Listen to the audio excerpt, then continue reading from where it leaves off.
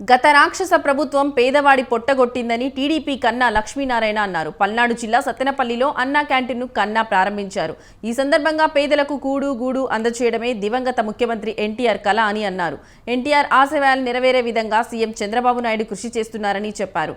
అన్నా క్యాంటీన్లు అభివృద్ధి కోసం దాతలు తమ సహకారం అందించాలని కన్నా కోరారు.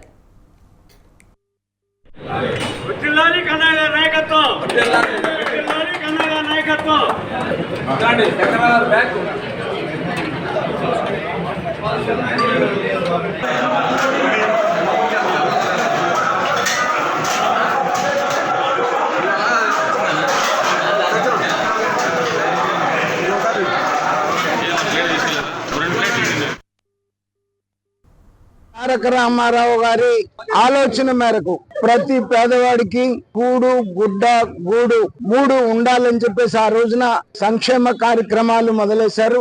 ఆ రోజు నుంచి ఈ రోజు వరకు కూడా మరి నిజమైనటువంటి రామారావు గారి కళ నెరవేర్చడానికి చంద్రబాబు నాయుడు గారు 14 నుంచి 19 వరకు అన్నా క్యాంటీన్ పేరుతో పేదవాడికి 5 రూపాయలకే ఉదయం టిఫిన్, మధ్యాహ్నం భోజనం, సాయంత్రం భోజనం 3 పూట్ల మరి తక్కువ ధరకి భోజనం దొరికే సౌకర్యం కల్పించారు. కానీ సైకో ఒక రాక్షస ప్రభుత్వం 2019లో వచ్చి పేదవాడి పుట్ట కొట్టినటువంటి విషయం అందరికీ తెలిసిందే.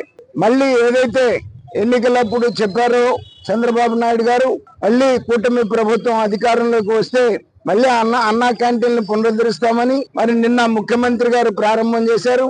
ఇవాళ రాష్ట్రం అంతా కూడా ఈ అన్నా క్యాంటీన్లు ప్రారంభోత్సవం జరిగింది.